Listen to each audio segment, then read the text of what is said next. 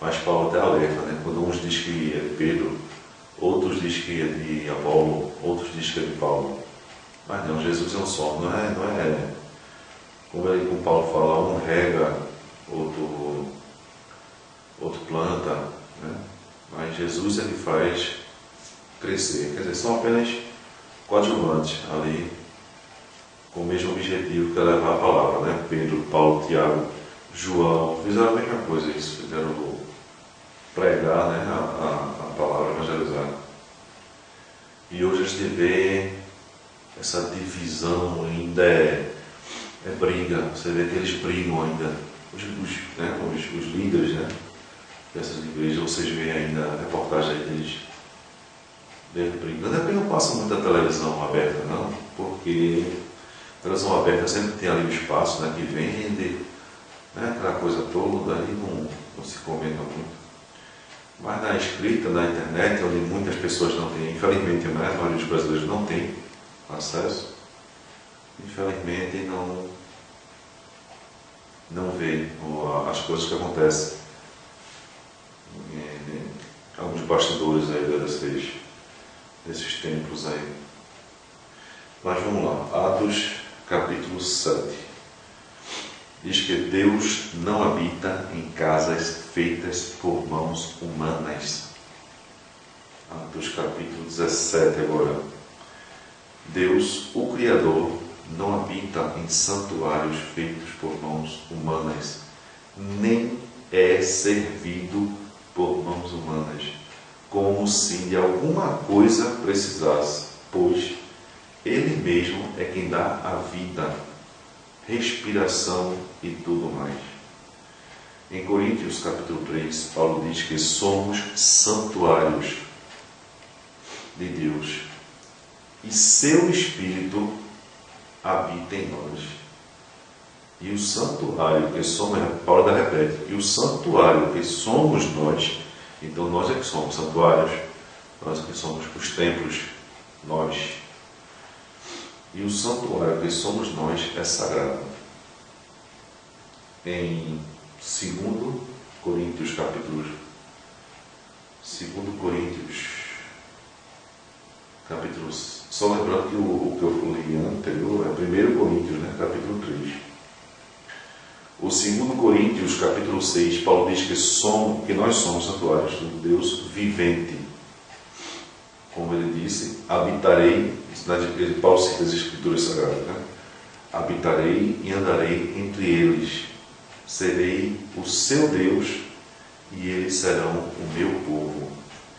Em Efésios, capítulo 2, Paulo diz que Jesus é a pedra angular na qual todo edifício bem ajustado cresce para santuário dedicado ao Senhor, na qual também vocês, ou seja, nós, né, estão sendo edificados para a habitação de Deus no Espírito. Em Hebreus capítulo 3 diz que Jesus, porém como filho, em sua casa, a qual casa nós somos, se guardarmos firme até o fim a ousadia, coragem, que é o coragem, né? E a exultação, ou seja, com intensa alegria e prazer, né? Da esperança. Em 1 Pedro capítulo 2, Pedro diz que Jesus, pedra viva rejeitada pelos homens, assim também nós somos pedras que vivem, edificadas casa espiritual, para sermos sacerdócio santo, a fim de oferecer sacrifícios espirituais a Deus por intermédio de Jesus Cristo.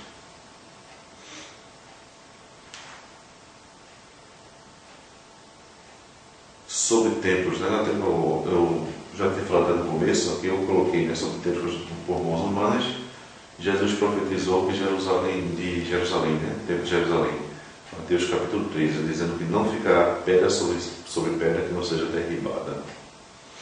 Em Lucas capítulo 19, é escrito assim mesmo, gente, derribada, pela Almeida, né? Normalmente você lá vai ver, está derribada mesmo. Não é derrubada, é derribada. Em Lucas capítulo 19, Jesus disse que minha casa será casa de oração. Não é? Interessante. Cadê? Onde estão as casas de oração? Incrível, né? Esqueceram, né? Dessa parte. Né? Falamos agora sobre os dois, falaremos agora dos dois senhores que ninguém pode. Mas que dízimo é outro assunto, viu? Por enquanto, esse daqui, os dois senhores. Que naquela época, os dois senhores, né, não podemos servir a Deus e ao dinheiro ao mesmo tempo, né? Acho que ou a gente serve a Deus ou a gente serve ao dinheiro. Então são caminhos distintos e não deve jamais o dinheiro ser relacionado a Deus, né? Então a gente tem em Mateus capítulo 6, Jesus diz que não podemos servir ao mesmo tempo a Deus e as riquezas. Também em Lucas capítulo 16, ele também fala. Então agora sou eu dizendo, as riquezas, né, são dinheiros, bens materiais que muitas pessoas tratam com avareza. Avareza, ou seja, aquele apego, né, excessivo ao dinheiro. Ganância e idolatria, achando que a obsessão em adquiri-los agrada a Deus Altíssimo, mas não agrada não. Ao contrário, Jesus sempre pregou para que a gente pegasse e repartisse com os pobres, né? E nunca juntar tesouros aqui na terra, juntar tesouros lá no céu. Aqui na terra não, na terra repartir. A gente não vê, né? Tem muita gente aí, infelizmente até de sistemas religiosos, com seus carrões, né? seus helicópteros, suas seguranças, né? Infelizmente não tratando o dinheiro da forma correta. Em Mateus capítulo 22, Jesus, nosso Salvador, disse: dai a César o que é de César, ou seja, o dinheiro, né? O imposto. E a Deus o que é de Deus. Dinheiro? Não.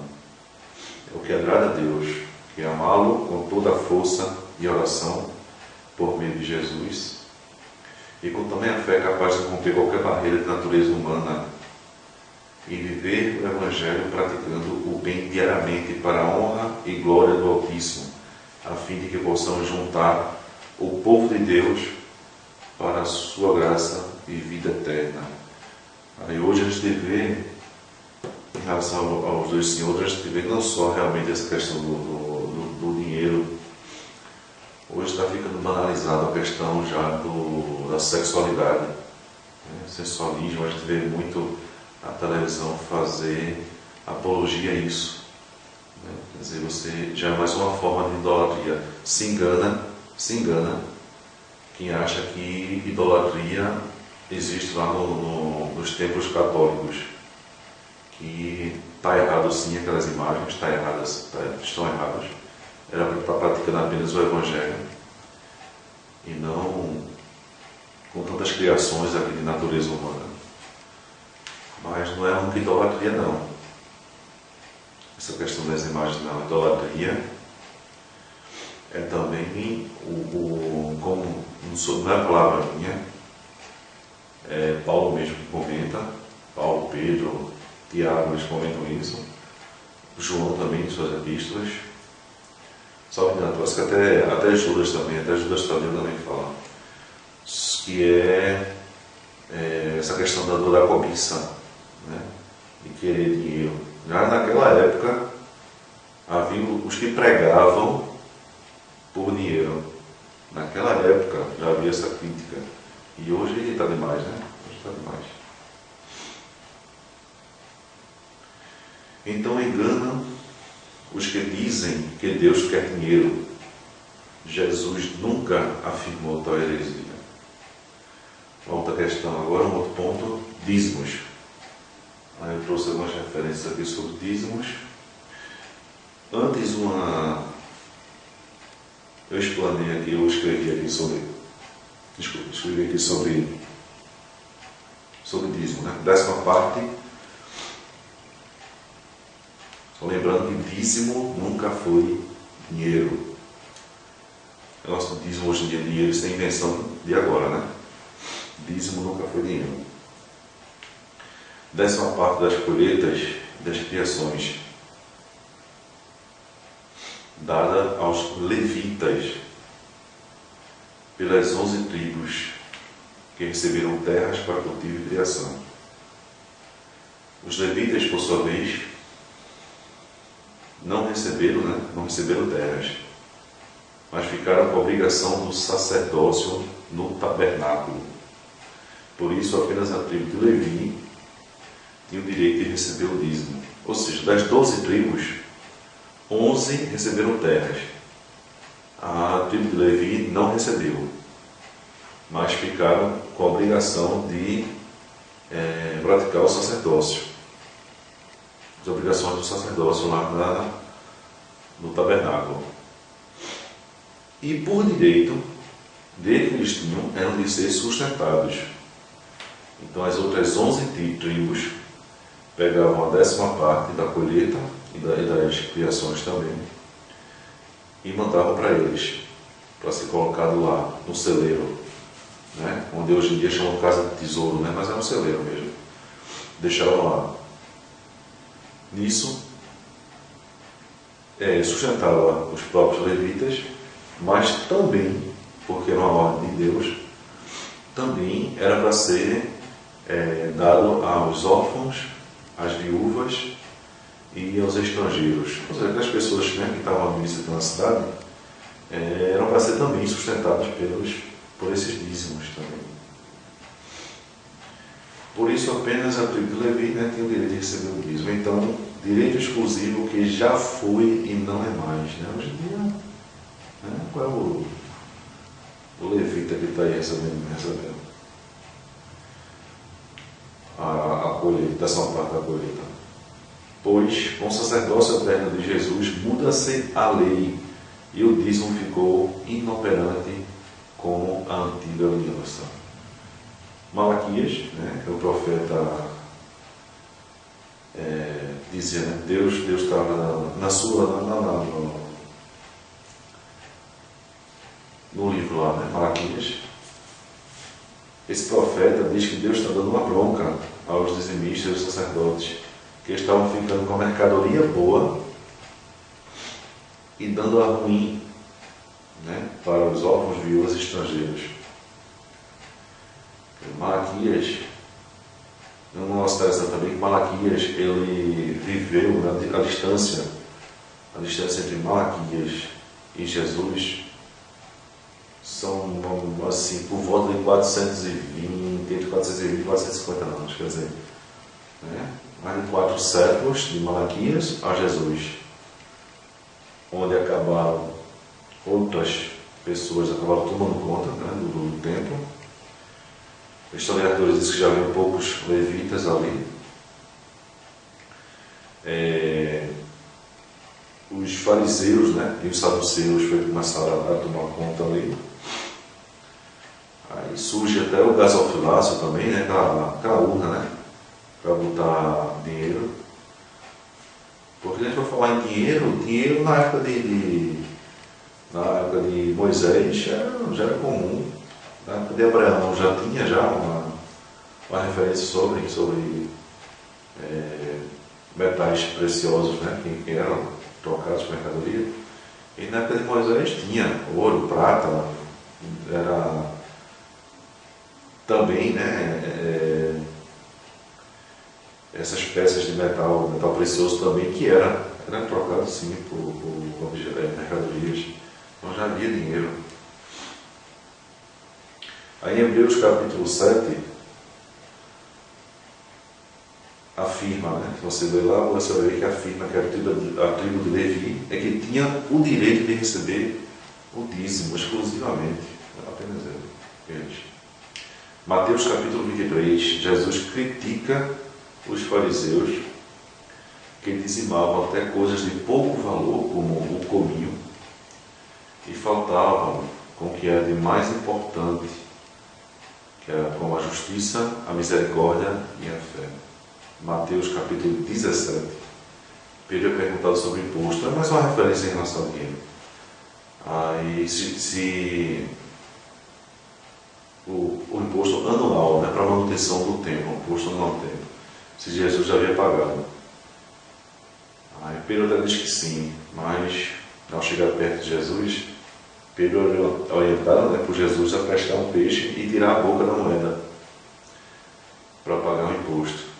Inclusive dos dois, Jesus diz, que eu não escrevi não, mas leiam lá, Mateus capítulo 17, vocês vão ver.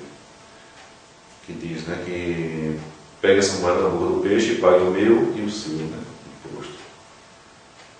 Mas aí eu chamo a atenção porque Jesus pergunta a Pedro, quem deve pagar o imposto, se os que moram ali ou os estrangeiros? Então, Kefá, né, no hebraico de Pedro que Jesus deu, Kefá, responde que são os estrangeiros que devem pagar o imposto. Jesus então faz uma comparação com o reino de Deus, onde os filhos não precisam pagar.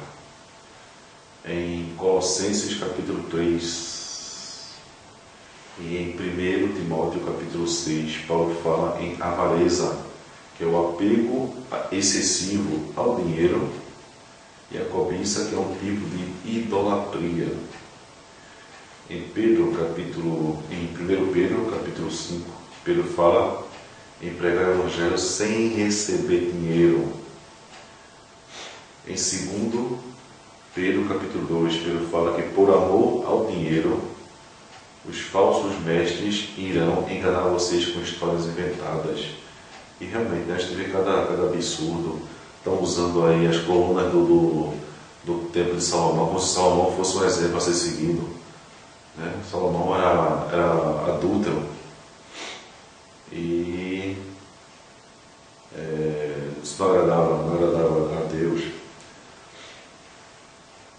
Ele não tinha uma mulher só, não era casado e fiel, não, era mais de 1.000 mulheres no templo lá, só você vê na Bíblia lá.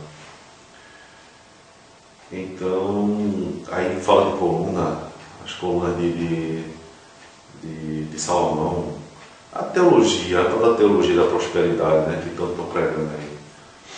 Que aí a pessoa inclusive tinha que ir, não sei quantas quarta-feiras, ainda não é pacote fechado não, ainda é divididozinho, né, para você ir em tantas quarta-feiras para ver cada coluna, para você prosperar na sua vida. Bom, histórias inventadas, né? Água, esse negócio também de viajar lá para o outro lado do mundo, lá em terras sagradas, pegar água, que eu não sei como, né, vai passar passou tantos litros dela pela alfândega, essas coisas, para estar vendendo aqui as águas também. Mas enfim, vamos lá. Em sua epístola, sim, na carta de Judas, né? Epístola de Judas, a carta de Judas. Judas o Tadeu. O Judas Iscariote é o traidor, né? Nessa altura já morreu. O Judas aqui no caso é o Judas Tadeu. Em sua epístola, né? Em sua carta, Judas fala que por causa do dinheiro se erra. Em Efésios capítulo 1, Paulo fala que Deus, que nos ama, nos tornou seus filhos por meio de Jesus, nos dando gratuitamente sua gloriosa graça. Gratuitamente. E pelo sacrifício de Jesus, nossos pecados são perdoados. São perdoados. Em Tito, capítulo 1, Paulo fala que os falsos mestres estão atrapalhando famílias inteiras por ensinarem o que não devem, com a intenção vergonhosa de ganhar dinheiro. Eles dizem que conhecem a Deus, mas o que fazem mostra que isso não é verdade. Eles estão cheios de ódio, são rebeldes. e não são capazes de nenhuma coisa boa. Em 1 Tessalonicenses capítulo 2, Paulo fala que vocês sabem que não usamos palavras bonitas para enganá-los, nem procuramos tapear vocês para conseguir dinheiro. Em 2 Tessalonicenses capítulo 3, Paulo fala que vocês sabem que devem seguir o nosso exemplo. Pagamos por tudo que recebemos, trabalhamos e nos cansamos. Em Romanos capítulo 3, Paulo diz que Deus, pela sua graça, sem exigir nada, nos aceita por meio de Jesus, o Messias. Em Romanos capítulo 10, Paulo diz que com Jesus a lei de Moisés chega ao fim, e assim os que creem são aceitos por Deus. Em Romanos capítulo 6, Paulo diz que o salário do pecado é a morte, mas o presente gratuito de Deus é a vida eterna. Em Filipenses capítulo 1, Paulo diz que quando Jesus é pregado por verdade, o Evangelho é defendido por amor. Por isso que eu estou aqui. A pregação sem sinceridade e por interesse pessoal é puro pretexto. Em 2 Coríntios capítulo 9, Paulo diz que a pessoa oferte conforme tem decidido no seu coração, por obrigação, não por obrigação, mas com alegria. Essa oferta aí que Paulo se refere é onde estavam fazendo, as outras igrejas estavam fazendo desde o ano anterior para ajudar a igreja da Judéia, porque a igreja da Judéia estava sendo tão perseguida que o povo cristão não podia botar a cara do lado de fora, que era preso e morto. Então, como eles estavam tudo escondido, estavam passando fome, estavam passando necessidade. Então, essa oferta que houve foi passar mais ou menos um ano recolhendo essas ofertas, para então levarem para a igreja da Judéia. Igreja, o povo de Deus, né? O povo lá reunido. Ainda em tempo, em casas mesmo, o povo lá reunido,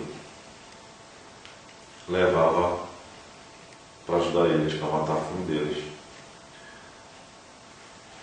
Aí eu acredito que já é outro tema, estou vendo aqui.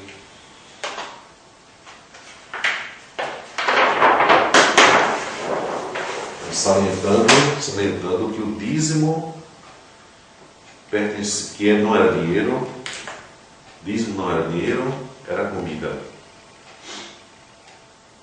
Era apenas para os levitas, né, que se sustentavam com isso, e para viúvas, órfãos e estrangeiros. E então era algo da antiga aliança, porque até no tempo onde Jesus ia, já no período messiânico, havia poucos levitas lá, né, e os fariseus e os saduceus tinham tomado conta, além da guarda romana, né, já estavam por ali também, já estavam sob o domínio do Império Romano.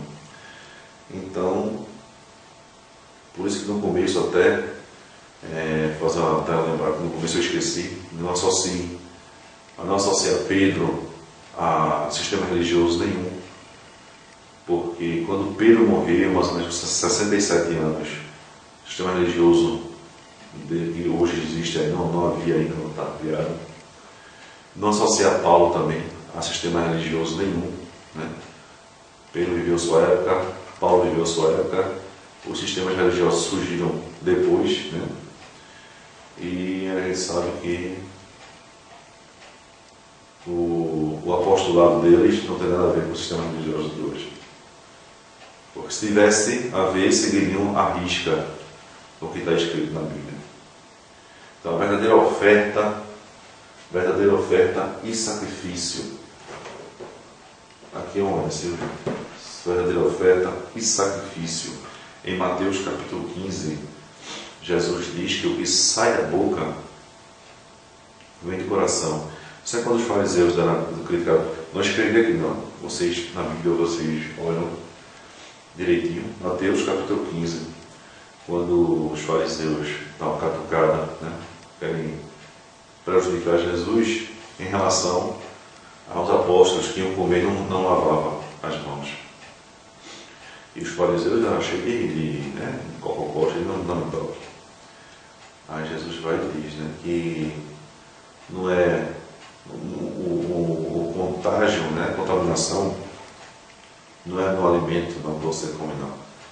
A contaminação não é o que entra pela boca, é sim o que sai pela boca, porque o que sai da boca vem do coração. Em Tiago, capítulo 3, ele afirma que da boca só deve sair louvores. Em Hebreus, capítulo 13, diz que por meio de Jesus ofertamos a Deus sacrifício de louvor, que é o fruto de lábios que confessam o seu nome. Não podemos deixar de fazer o bem e ajudar uns aos outros. Estes são os sacrifícios que fazem a vontade de Deus. O dever de fazer o bem. Mateus capítulo 6. A gente tem... O pessoal está suando aqui, mas acredite, né? Esteja suando aqui porque está quente mesmo.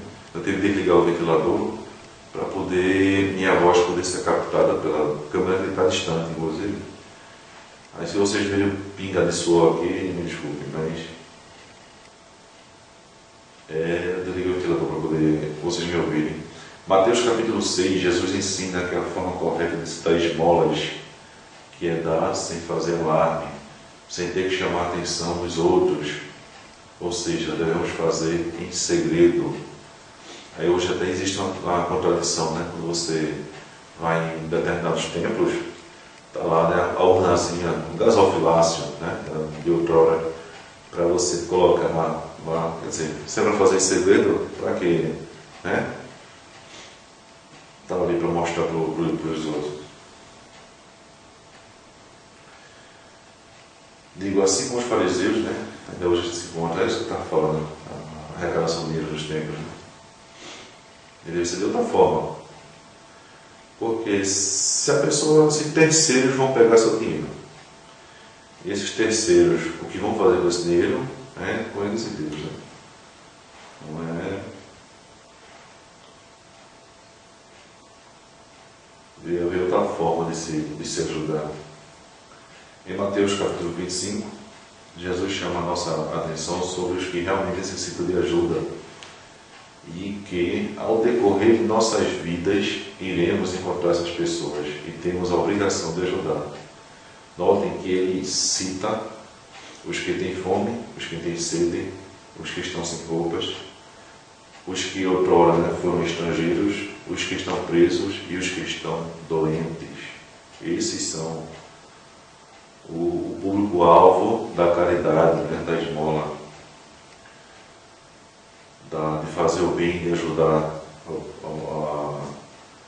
aos necessitados. Esses são o público-alvo. Você tem aí os que precisam realmente de esmola, os que precisam de atenção, né, preso, doente.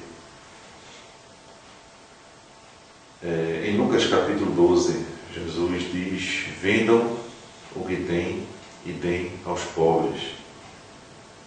Ou seja, o repartir, né? Repartir, não juntar tesouros aqui, sim no céu. Em 1 Tessalonicenses capítulo 5, Paulo diz que para fazer o bem sempre, mesmo aos que não são irmãos na fé. Paulo ainda faz esse alerta aí, né? Que quando Jesus diz amai uns aos outros, Jesus não diz amai uns aos outros. Agora, aqueles então que não me aceitarem, não, só os que me aceitarem. Jesus não diz isso. Amai uns aos outros como eu vos amei. Então, até os inimigos, esses é que devem ser realmente amados. Em Tessalonicenses, né, repetindo, Paulo diz para fazer o bem sempre. Quer dizer, não é de vez em quando, não ajudar a fazer o bem de vez em quando. Não, é sempre. Mesmo os que não são irmãos na fé. Em Lucas capítulo 10, Jesus conta uma parábola sobre um bom samaritano que ajuda uma vítima de assalto depois que um levita, veja interessante, veja essa parábola que Jesus usa. Veja que ele traz aí o levita, que é aquele que trabalha, né, tem a obrigação do sacerdócio no templo e que recebe os dízimos, né, você vê que ele atravessa a rua e não ajuda a vítima do assalto.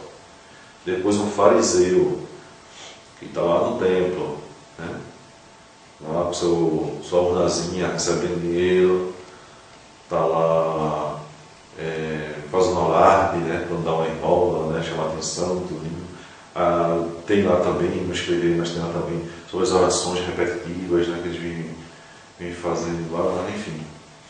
Que também atravessa a rua e não faz nada.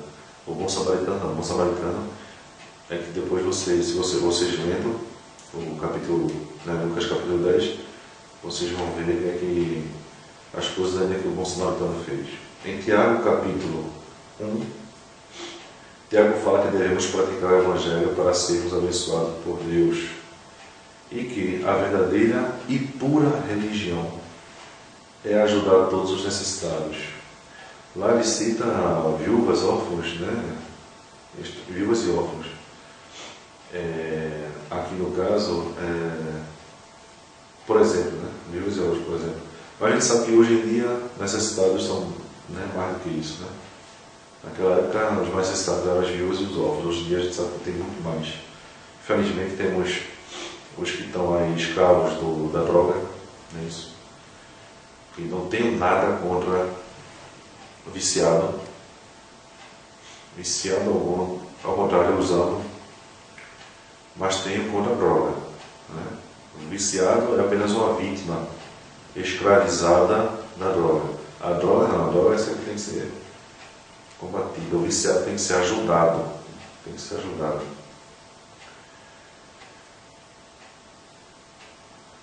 Sim, então ele alerta também para que a gente não se contamine pelas coisas da natureza humana.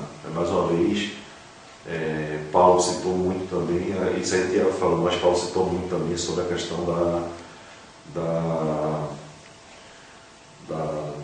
da sexologia, dos prazeres, né? Que a carne, né, que a natureza humana dá em relação às orgias, lembrei agora da palavra.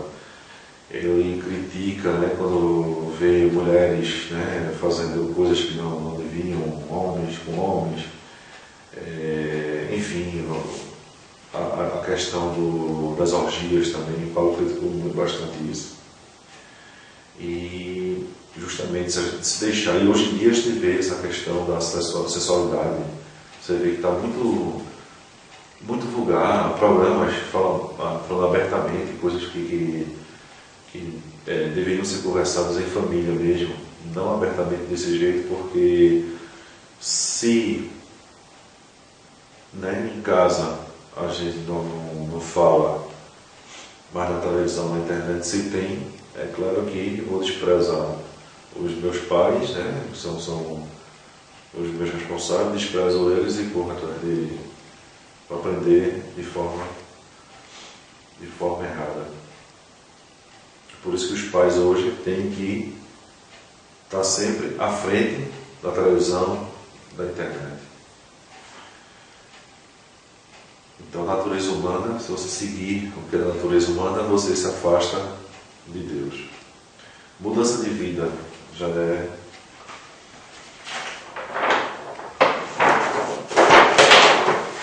um outro tema, mudança de vida.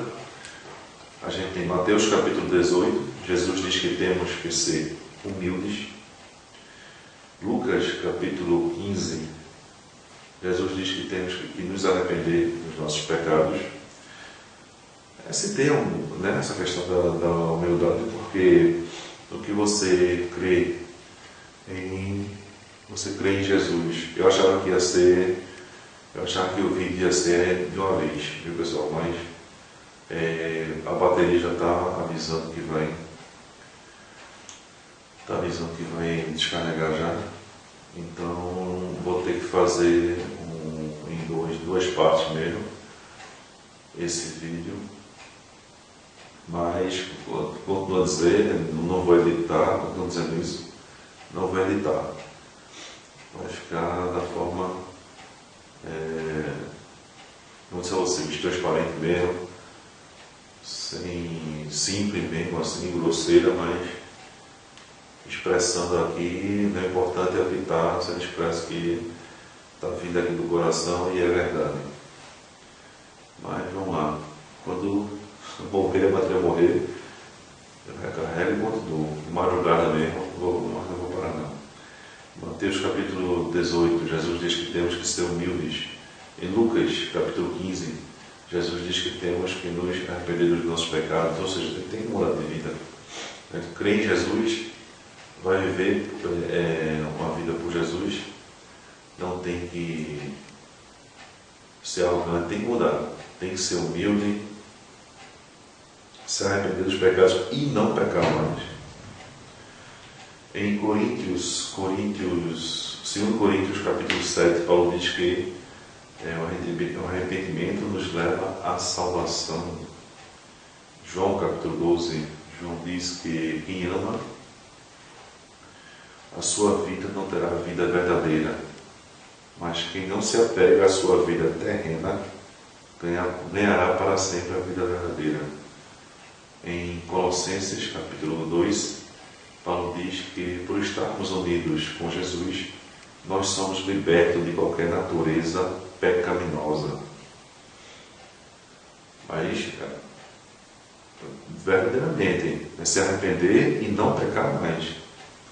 Em Colossenses capítulo 3, Paulo fala que nós, crentes, fomos ressuscitados com Jesus. Devemos nos interessar pelas coisas do céu e não nos apegar às coisas da terra. Chama a atenção aí que Paulo fala que nós crentes, crente é aquele que crê. Crente não é aquele que pertence a determinada religião, sistema religioso não. Crente é aquele que crê. Né? No caso, Deus Altíssimo, nosso Salvador, né? Deus Jesus, e do Espírito Santo, né? Que é o que nos apoia sempre. Nosso auxiliador, né? Eterno. Em Gálatas, deixa eu só dar uma olhada, temos pouquíssimo tempo, já vai terminar. Eu vou fazer o seguinte, ficou em Gálatas capítulo 5, vou citar. Eu vou então parar logo essa filmagem, porque já tem menos de 5 minutos mesmo, já está piscando, daqui a pouco vai morrer. E vou parar, recarregar a bateria e a gente continua daqui a pouquinho. Vou ver se consigo deixar esses vídeos unidos depois, para ser realmente só um. Até mais.